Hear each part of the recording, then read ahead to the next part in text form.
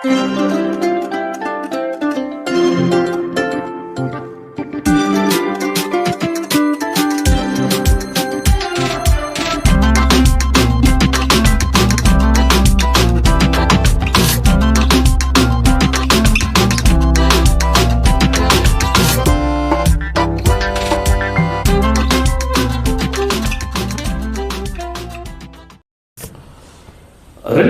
நாளாகமே புஸ்தகம் 2 நாளாகமே புஸ்தகம் 26வது அதிகாரம் 1 முதல் 10 முடியுள்ள வசனங்கள். 2 நாளாகமே புஸ்தகம் 26வது அதிகாரம் 1 முதல் 10 முடியுள்ள வசனங்கள். அப்பொழுது யூதர்கள் எல்லோரும் 16 வயதான உசியாவை அழைத்து வந்து அவனை அவன் தகப்பனாகிய அமத்சியாவின் ஸ்தானத்திலே ராஜாவாக்கினார்கள். ராஜா தன் பிதாக்களோட நித்திரையடைந்த பின்பு இவன் ஏனோதை கட்டி அதை திரும்ப யூதாவின் வசமாக்கி கொண்டார். உசியா ராஜாவாகிற போது 16 வயதாய் இருந்தது. 52 வருஷம் எருசலேமில் அரசாண்டார். எருசலேம் நகரத்தாலான அவன் தாயின் பேர் எக்கோனியா.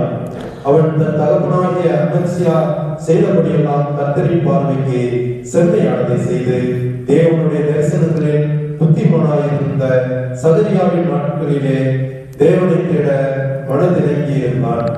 அவன் கர்த்தரை தேடின நாட்களில் தேவன் அவன் காரியங்களை வாய்க்க செய்தார்.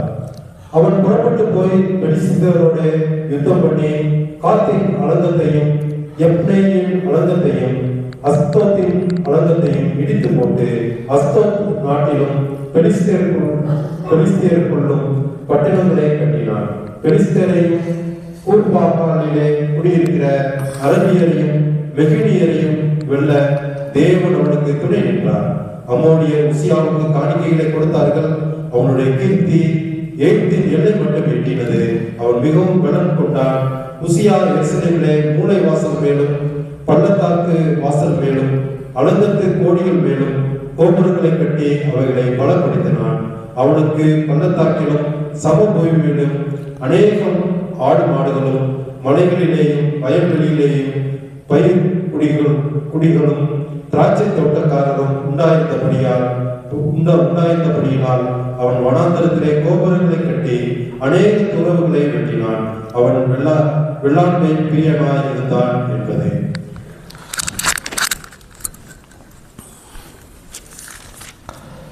கிறிஸ்துவுக்குள் அன்பானவர்களே, நாம் வாசித்து கேட்ட பகுதியில்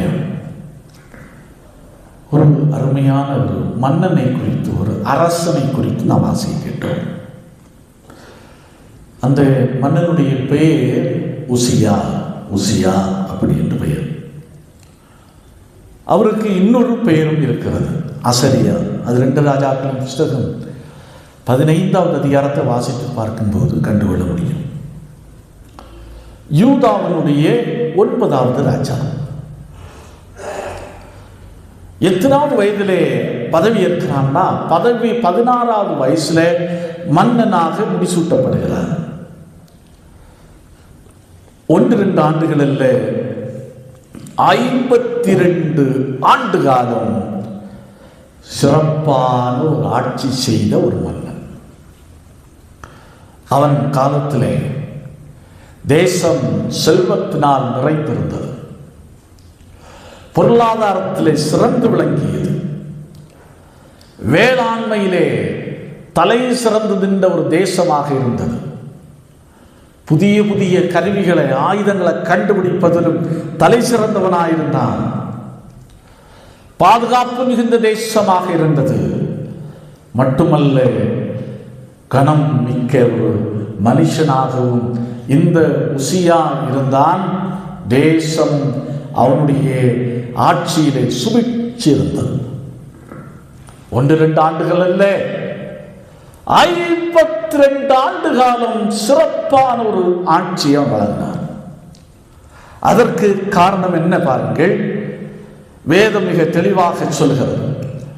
5வது வசனம், இவ்வளோ வெற்றிக்கும் இவ்வளவு சிறப்புக்குமான மிக மிக முக்கியமான ஒரு காரணம், அவன் கர்த்தர் அவன் காரியங்களை வாய்க்க செய்தார்.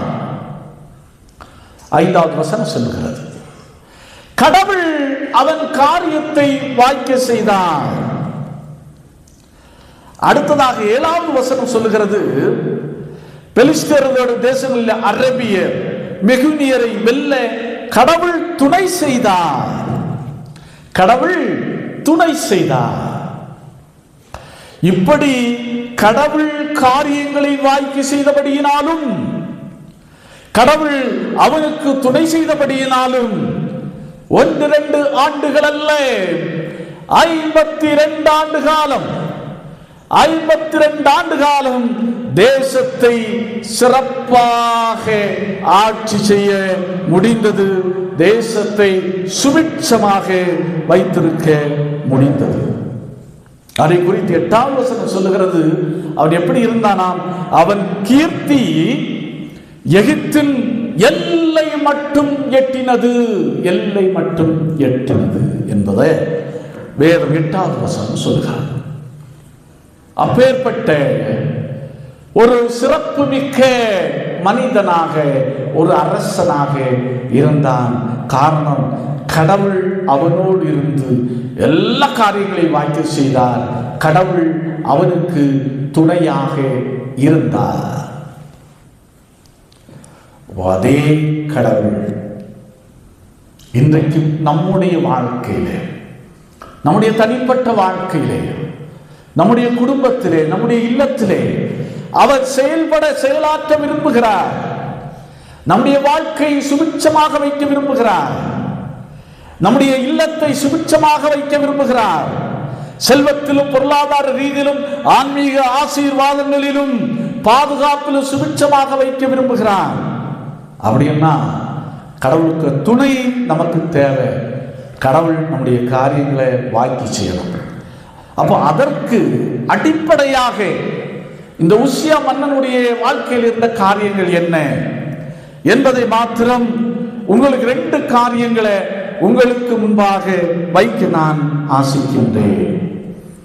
4வது வசனம், 2 நாளாகம புஸ்தகம் 26வது அதிகாரம் 4வது வசனம். அவன் தன் தகப்பனாகிய அம்சா செய்தபடியெல்லாம் கர்த்தரின் பார்வைக்கு செம்மையானதை செய்தான். கர்த்தரின் பார்வைக்கு செம்மையானதை செய்தான். கடவுள் எதை செய்ய வேண்டும் என்று நினைத்திருந்த விரும்பினாரோ அதை செய்வதிலே அவன் கருத்தாயிருந்தான்.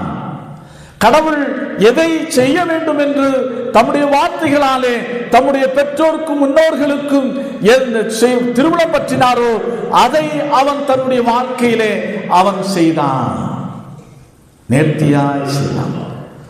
அதான் நீதிமொழிகளின் புஸ்தகம் மிக அழகாக சொல்லுகிறது. நீ என் வார்த்தைகளை ஏற்றுக்கொண்டு என் கட்டளைகளை உன்னில் பத்திரப்படுத்தி தேவனின் அறிவை கண்டடைவாய். அப்போ கடவுளுடைய வார்த்தைகளை அவன் அப்படியே கை கொண்டு ஒவ்வொரு காரியங்களையும் அவன் செய்தான். ஆம், கிறிஸ்து இயேசுவுக்குள் அன்பானவர்களே, அதைத்தான் கடவுள் நம்முடைய வாழ்க்கையிலும் எதிர்பார்க்கிறார். கடவுளுடைய வார்த்தைக்கு இசைந்து, கடவுளுடைய வார்த்தைக்கு இணங்கி அதை நம்முடைய வாழ்க்கையிலே நிறைவேற்ற முற்படுவோமானால் ஆண்டவர் நிச்சயமாய் நம்முடன் இருந்து நமக்கு துணை செய்து நம்முடைய காரியங்களை எல்லாம் வாய்க்க செய்வார். அப்போ கடவுளுடைய வார்த்தையை நாம் செம்மையானதை செய்ய வேண்டும் என்று சொன்னால், செம்மையான வழியிலே நடக்க வேண்டும் என்று சொன்னால் நான் என்ன செய்யணும்? கடவுளுடைய வார்த்தை நம்முடைய இருதயத்தில் இருக்கணும். எப்போதும் கடவுளுடைய வார்த்தைக்கு நம்முடைய வாழ்க்கையிலே இடம் கொடுக்க வேண்டும். அதான் யோசுவாவின் புஸ்தகம் 1வது அதிகாரம் 8வது வசனம் மிக அருமையாக சொல்லுகிறது. யோசுவாவின் புஸ்தகம் 1வது அதிகாரம் 8வது வசனம். யோசுவாவின் புஸ்தகம் 1வது அதிகாரம் 8வது வசனம். இந்த நியாயப்பிரமாண புஸ்தகம் உன் வாயை விட்டு பிரியாதிருப்பதாக, இதில் எழுதியிருக்கிறவைகளின் படியெல்லாம் நீ செய்ய கவனமாயிருக்கும்படி இரவும் பகலும் அதை தியானித்துக் கொண்டிருப்பாயாக. அப்பொழுது நீ உன் வழியை வாய்க்க பண்ணுவாய், நீ புத்திமானாயும் நடந்து கொள்ளுவாய். அப்பொழுது நீ உன் வழியை வாய்க்க பண்ணுவாய், நீ புத்திமானாயும் நடந்து கொள்ளுவாய். எப்படி என்று சொன்னால், கடவுளுடைய வார்த்தையை தியானிப்பதிலே இரவும் பகலும் கவனத்தை செலுத்த வேண்டும். கடவுளுடைய வார்த்தையை கேட்க வேண்டும், இருதயத்து மனதில் ஆழத்தில் பதிய வைக்க வேண்டும். அப்படி என்று சொன்னால் அழகாய் சொல்ல, நீ உன் காரியத்தை வாய்க்க செய்வாய், மட்டுமல்ல நீ புத்திமானாயும் நடந்து கொள்வாய் என்று சொல்வார். இது இந்த உசியா மன்னனிடத்தில் காணப்பட்ட மிக மிக முக்கியமான குணங்களில் ஒன்று. அடுத்து 2வது காரியம் 5வது வசனத்தின் 2வது பகுதி சொல்லுகிற, தேவனை தேட மனதிணங்கி இருந்தான். தேவனை தேட மனதிணங்கி இருந்தான். அதாவது தேடுதல், தேடல் என்ற வார்த்தை மிக முக்கியமான வார்த்தை. தேடு, அதுக்கு எபிரேய மொழி சொல்கிறது தராஸ். தராஸ் என்ற ஒரு அருமையான வார்த்தை. இது என்னன்னா, என்ன தேடல் என்று சொன்னால், மேலோட்டமான தேடல் அல்ல, ஆழமான ஈடுபாட்டை குறிக்கின்ற ஒரு வார்த்தை. ஏதோ உலக பிரகாரமான உலக ஆசீர்வாதங்களுக்காக, உலக பொருட்களுக்காக தேடுகின்ற ஒரு தேடல் அல்ல, அதையும் தாண்டி உள்ள ஒரு ஆழமான ஒரு தேடல். அதான் சொல்கிறார், அவன் கடவுளை தேட மனதிணங்கி இருந்தான். அப்போ தேடுகின்ற அனுபவம் ஒரு உன்னதமான அனுபவம். அநேக நேரத்திலே நம்முடைய மன நிறைவுக்காக நாம் ஆலயத்துக்கு வருகிறோம், ஜெபிக்கிறோம், அது அப்படியே நாம் கடந்து செல்லுகின்றோம். அது ஒரு தேடல் தான். அந்த தேடல் இந்த வார்த்தை குறிக்கவில்லை. அவன் கடவுளை தேடுவதற்கு மனதிறங்கி இருந்தான், அந்த தேடலை குறிக்கவில்லை. அதையும் தாண்டி ஆழமான ஒரு திட்டமிட்ட ஒரு தேடல். அதான் அது யாரிடத்திலே இருந்தது என்று சொன்னால், மோசேயின் இடத்திலே இருந்தது. யாத்ராகம புஸ்தகம் 33வது அதிகாரம் 7வது வசனம், கர்த்தரை தேடும் யாவரும் பாளையத்துக்கு புறம்பானே ஆசரிப்பு கூடாரத்துக்கு போனார்கள். மோசே நேரத்தை ஒதுக்கி கடவுளை தேடுவதற்கென்று இடத்தை அமைத்து வைத்து கடவுளை தேடுகின்ற ஒரு மனிதனாக இருந்தார். நாம் கிறிஸ்து இயேசுவுக்குள் அன்பானவர்களே, நம்முடைய தேடல் நம்முடைய வாழ்க்கையில அநேக நேரத்தில் எப்படி இருக்குன்னா, பெண்கள் வீட்டில் சமையல் பண்ணிட்டு இருப்பாங்க, திடீர்னு உப்பு டப்பாவை திறப்பாங்க, என்ன இருக்காது, உப்பு இருக்காது. உப்பு இல்லாத உடனே வீட்டில் துரத்துவாங்க, ஓடுங்க ஓடுங்க, என்ன வாங்கிட்டு வாங்க, உப்பை வாங்கிட்டு வாங்க. அது வீட்டில் ஒரு மளிகை பொருள், அவசரமான மளிகை பொருள் இல்லை என்று சொன்னால் துரத்துவாங்க. சீக்கிரம் எப்படி போய் வாங்கிட்டு வாங்க, சீக்கிரம் போய் வாங்கிட்டு வாங்க.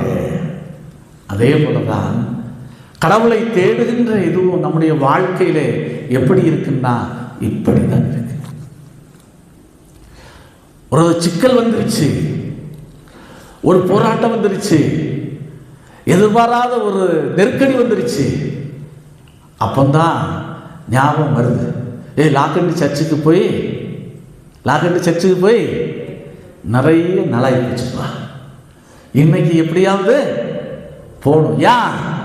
அங்க பிரச்சனை துரத்துகிறது, நெருக்கடி நம்ம என்ன செய்கிறது, உந்துகிறது. அது அவசர தேவைக்கான தேடல், அது உண்மையான தேடல் அல்ல. இங்கே உசியா ராஜா கடவுள் அவனோடு இருந்து அவனுடைய காரியத்தை வாய்க்க பண்ணினார் என்று சொன்னால், கடவுள் அவனுக்கு துணை செய்தார் என்று சொன்னால், அவனுடைய கீர்த்தி எழுத்தின் எல்லை மட்டும் எட்டினது என்று சொன்னால், அவன் கடவுளை தேடினான். ஏதோ உப்புக்காக மளிகை சாமான் கடையை நோக்கி விரைந்த மாதிரி அல்ல, திட்டமிட்டு கடவுளை தேடுகின்றவனாயிருந்தான். அதற்கு நேரத்தை ஒதுக்கி கடவுளுடைய சமூகத்தில் சென்று தரித்திருந்தான், தேடினான். கடவுளுக்கும் அவனுக்கும் இடையே உள்ள அந்த உறவு நிலை ரொம்ப ஸ்ட்ராங்கா இருந்துச்சு, ரொம்ப வியக்கத்தக்கதுல இருந்துச்சு. அதை நம்முடைய வாழ்க்கையில நாம் புரிந்து கொள்ள வேண்டும். அதான் எரேமியா தீர்க்கதரிசி புஸ்தகம் 29வது அதிகாரம் 13வது வசனம் சொல்கிறது, தேடுங்கள் அப்பொழுது கண்டடைவீர்கள். தேடுங்கள் அப்பொழுது கண்டடைவீர்கள் அப்படி என்று கடவுள் எரேமியாவை கொண்டு சொல்லுகிறார். ஏதோ அவசரத்துக்கு வந்து தேடிட்டு போறதில்லை, அல்லது மனநிறைவுக்காக வந்து ஏதோ 2 வார்த்தைகளை சொல்லி ஜெபித்து விட்டு சொல்லுவதல்ல. அந்த தேடல் நம்முடைய உள்ளத்தோடு கடவுளுடைய இருதயத்தோடும் தொடர்புடைய தேடலாக இருக்க வேண்டும் என்பதை நாம் புரிந்து கொள்ள வேண்டும். அப்போ இந்த தேடல் எதோடு தொடர்புடையது என்று சொன்னால், அதான் ஏசாயா தீர்க்கதரிசி புஸ்தகம் 55வது அதிகாரம் 7வது வசனம் சொல்கிறது. முந்தின வசனம் சொல்கிற 6வது வசனம் மிக அருமையாக சொல்கிறது, கர்த்தரை கண்டடையத்தக்க சமயத்தில் அவரை தேடுங்கள். எப்படி தேடணும்? அதான் 7வது வசனம் சொல்கிறது, துன்மார்க்கன் தன் வழியையும் அக்கிரமக்காரன் தன் நினைவுகளை விட்டு கர்த்தரிடத்தில் திரும்ப கடவுள். நம்முடைய தேடல் எப்படி இருக்க வேண்டும்? ஆத்திர அவசரத்துக்கு தேடுகின்ற தேடல்களாய் இருக்கக்கூடாது. மன நிறைவுக்காக, மனதை அமைதிப்படுத்துவதற்கான மன நிறைவுக்காக தேடுகின்ற தேடலாக இருக்கக்கூடாது. அது எப்படி இருக்க வேண்டும் என்று சொன்னால், மனம் திரும்புதலோடு கூடிய தேடுதலாக இருக்க வேண்டும். மனம் திரும்புதலோடு கூடிய தேடுதலாக இருக்க வேண்டும். அப்படி என்று சொன்னால் அதான் சொல்கிறது, நம்முடைய பாவ வழிகளையும் ஆண்டவருக்கு பிரியமற்ற காரியங்களையும் நம்மை விட்டு அகற்றி கடவுளை தேடுகிற மக்களாக நாம் இருக்க வேண்டும். கிறிஸ்து இயேசுவுக்குள் அன்பானவர்களே, உசியா அதைத்தான் செய்தார். கடவுளுக்கு பிரியமில்லாத காரியத்தை தன்னிடத்திலிருந்தும் தன்னுடைய தேசத்திலிருந்தும் அவன் அகற்றி போட்டு கடவுளை திட்டமிட்டு தேடின ஒரு மனிதனாக இருந்தார். அப்போ நாம் தேடணும், ஒரு மனமாற்றத்தோடு தேடணும். ஆண்டவரே, நான் தவறு செய்தேன், இந்த இடத்துல நான் விலகிச் சென்றேன், இந்த இடத்துல நான் சிக்கல மாட்டேன், என்னை மன்னித்துக் கொள்ளும். அப்படி என்று உண்மையான ஒரு மனமாற்றத்தோடு ஆண்டவரை தேடுகின்ற போது உசியாவோடு இருந்தவர், உசியா ராஜாவோடு இருந்து காரியங்களை வாய்க்க செய்தவர், உசியா ராஜாவுக்கு துணை செய்து வெற்றிகளை சுதந்திரித்துக் கொள்ள செய்தவர், யாரேற்றின் கடைமுனை மட்டும் அவனுடைய கீர்த்தியை பரவச் செய்த ஆண்டவர் நம்மோடு இருப்பார். அப்போ தேடுவதற்கு மனமாற்றம் அடிப்படை தேவை. இரண்டாவது, எப்படி தேட வேண்டும் என்று சொன்னால், எபிரேயர் 11வது அதிகாரம் 6வது வசனத்தை வாசியுங்கள். எபிரேயருக்கு எழுதப்பட்ட நிருபம் 11வது அதிகாரம் 6வது வசனம். பலனளிக்கிறவர், தம்மை தேடுகிற மக்களுக்கு பலன் அளிக்கிறவர் என்ற விசுவாசத்தோடு தேட வேண்டும். விசுவாசம் வேண்டும். நான் தேடுகிற ஆண்டவர் சாதாரணமானவர் அல்ல. தண்ணீரை திராட்சரசமாக மாற்றின தெய்வம், நான் தேடுகிற ஆண்டவர் சாதாரணமானவர் அல்ல. கண்மலையை பிளந்து தண்ணீரை புறப்பட செய்த தெய்வம். நான் தேடுகிற ஆண்டவர் சாதாரணமானவர் அல்ல. மரணத்தை ஜெயித்து எழுந்த தெய்வம். மரித்தவர்களையும் உயிரோடு எழும்பச் செய்த தெய்வம். அவரால் ஆகும் என்ற விசுவாசத்தோடு நான் அவரை தேட வேண்டும். அவருக்கு முன்பாக, அவருக்கு நிகராக யாருமே இல்லை, அவருக்கு முன்பாக எந்த வல்லமையும் இல்லை என்ற உணர்வோடும் என்ற நம்பிக்கையோடும் நாம் தேட வேண்டும். அப்போ தேவை விசுவாசம் தேவை. ஒரு கடைக்கு போறோம்னா, ஒரு மளிகை கடைக்கு போறோம்னா எப்படி போறோம்? சில இடங்களில் பார்த்தீங்கன்னா சும்மா மலை பிரதேசங்களும் நாம் பார்க்குறோம். கடைக்கு வரணும்னா பல கிலோமீட்டர் தூரம் நடக்கணும். அதையும் சார்ந்து நம்பிக்கையோடு அவ்வளோ தூரம் நடந்து வருகிறான்னா அவனுக்கு ஒரு நம்பிக்கை, இந்த பொருள் இந்த கடையில் என்ன இருக்கும், நிச்சயமாக இருக்கும். அந்த நம்பிக்கையோடு தான் வரான். அதே போல் வெறுமனையாக டைம் பாஸுக்காக வருவதல்ல. நான் ஆண்டவருடைய சமூகத்தில் வந்திருக்கிறேன். நான் ஆண்டவரை தேட வந்திருக்கிறேன். ஆண்டவரிடத்தில் என்னுடைய மன்றாட்டுகளை சமர்ப்பிக்க வந்திருக்கிறேன். நான் கேட்கிறத, நான் கேட்கிற கடவுள் நிச்சயமாய் தருவார், அதற்கு பலனளிப்பார் அப்படிங்கிற நம்பிக்கை, உறுதியான விசுவாசம் நமக்கு தேவை. இது யாரிடத்தில் இருந்தது என்று சொன்னார், அந்த உசியா மன்னனிடத்திலே இருந்தது. உசியா ராஜாவினிடத்திலே இருந்தது. ஆம், கிறிஸ்து இயேசுவுக்குள் அன்பானவர்களே, ஆண்டவருடைய சமூகத்திலே நாம் கடந்து வந்திருக்கிறோம். நம்மை ஆராய்ந்து பார்ப்போம். இந்த உசிய ராஜாவினிடத்திலே, இந்த உசிய மன்னனிடத்திலே இருந்த இந்த காரியங்கள் என்னிடத்தில் இருக்கிறதா, இந்த காரியங்கள் என்னிடத்தில் இருக்கிறதா என்பதை நாம் ஆராய்ந்து பார்த்து நம்மை உண்மையாய் இந்த நாளிலே ஒப்பு கொடுப்போம் என்று சொன்னால், ஒரு உசியா மன்னனை ஆசீர்வதித்த கடவுள், உசியா மன்னனை செழிக்க செய்த ஆண்டவர், சிறப்பாக செயல்பட உதவி புரிந்த ஆண்டவர் நம்முடைய வாழ்விலும் உடன் இருப்பார். ஆனா உசிய ராஜா கடைசி காலத்தை பாருங்க, இவ்வளவு சிறப்பு மிக்க மன்னன், கடவுளுடைய ஆசீர்வாதங்களை சிறப்பாக பெற்ற மனுஷன். ஆனா கடைசியில ஒரு சில காரியத்தில் தடுமாறி போனான். செல்வம், ஆட்சி, பெருமை, செருக்கு அவன் மண்டைக்கு ஏறியது, தலைக்கு ஏறியது. கடவுளுடைய சமூகத்திலே வேதம் சொல்லுகிறது, கடவுளுடைய சமூகத்தில் தூபம் காட்ட ஆசாரியர்கள் செய்ய வேண்டிய வேலையை இந்த மன்னன் செய்ய முற்பட்டான். எல்லாரும் எச்சரித்தார்கள். மெயின் ஆசாரியர் எச்சரிக்கிறார். உசியாவே, அவரோடு வந்த 80 பேர் சேர்ந்து எச்சரிக்கிறார்கள்.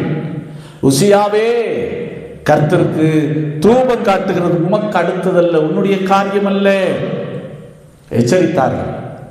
நான் யாரியா, நான் யார் அப்படி என்று கடவுளுடைய சமூகத்திலே அவன் துணிந்து நின்றான். கடைசியில் அவ்வளோ வெற்றியாளனாகிய மனுஷன் பெருமை ஏறின நிமித்தம் கடவுளுக்கு முன்பாகவே தன்னுடைய மனவேட்டிமையை வெளிப்படுத்தினது நிமித்தம் கடைசியில் அவன் குஷ்டரோகியாகத்தான் அவன் மறித்து போனான். அப்போ அநேக நேரத்தில் அப்படிதான் கடவுள் ஆசீர்வதிக்க பெருமை ஏறிக்கொண்டே போகும். பெருமை ஏறிக்கொண்டு போனால் சரி எது தவறு எது என்று தெரியாது. எதையும் செய்யலாம். கடவுளை பற்றி உள்ள ஒரு துளியளவு பயம் கூட இருக்காது. எதையும் செய்யலாம், எப்படியும் செய்யலாம், எப்படியும் நடந்து கொள்ளலாம். நம்மை வீழ்த்துவதற்கு எந்த சக்தியாலும் முடியாது என்ற ஒரு மனநிலைக்கு வரும்போது கடவுள் அவனை கீழே தள்ளுகிறார் என்பதற்கும் இந்த உசிய ராஜாவோட சிறந்த எடுத்துக்காட்டும். அதான் 1 பேதுரு 5வது அதிகாரம் 5வது வசனம் சொல்கிறது, பெருமை உள்ளவனுக்கு தேவன் எதிர்த்து நிற்கிறார், தாழ்மை உள்ளவனுக்கு என்ன செய்கிறார், கிருபை அளிக்கிறார். ஆகவே 3 காரியங்களை நாம் கற்றுக்கொள்ளலாம். 2 காரியம் பாசிட்டிவானது, ஒன்று நெகட்டிவானது. நெகட்டிவ் நாம் செய்யக்கூடாத காரியம். எக்காரணத்தை கொண்டு கடவுள் நம்மை ஆசீர்வதிக்கும் போது, நம்மை உயர்த்தும் போது நமக்கு நிகரானவர் யாரும் இல்லை என்ற உணர்வு ஒருபோதும் வரக்கூடாது. என்னை வீழ்த்துவதற்கு யாராலும் முடியாது என்ற எண்ணம் ஒருபோதும் வரக்கூடாது என்பதற்கும் இந்த உசியா ராஜா ஒரு சிறந்த எடுத்துக்காட்டு. ஆகையினால் நெகட்டிவை விடுவோம், பாசிட்டிவை நாம் அபியாசித்துக் கொள்வோம். ஆண்டவரே, இந்த உசியா மன்னனை போல உமது பார்வைக்கு செம்மையானதை செய்யாத முடியும். இந்த உசியா மன்னனை போல உம்மை தேடுகிறதற்கு, எங்கள் மனதை பக்குவப்படுத்துவதற்கு எங்களுக்கு அருள் புரியும் ஆண்டவரே என்று கேட்போம், அர்ப்பணிப்போம். உசியாவோடு இருந்து பெரிய காரியங்களை செய்த ஆண்டவர், அவருடைய கீர்த்தியை பரவ செய்த ஆண்டவர் நம்முடன் இருப்பார், நம்மையும் புகழ்வர செய்வார், நம்முடைய வாழ்க்கையை செழிப்படைய செய்வார், தெய்வீக பாதுகாப்பை தருவார், ஜெயமான பாதையிலே நடத்துவார். ஆண்டவர் தாமே இந்த வார்த்தைகளை கொண்டு நம் ஒவ்வொருவரையும் ஆசீர்வதிப்பாராக. ஆமென். எல்லா புத்திக்கும் மேலான தெய்வ சமாதானம் உங்கள் இருதயங்களையும் சிந்தனைகளையும் கிறிஸ்து இயேசு நாமத்தை காத்துக் கொள்வதாக. ஆமென்.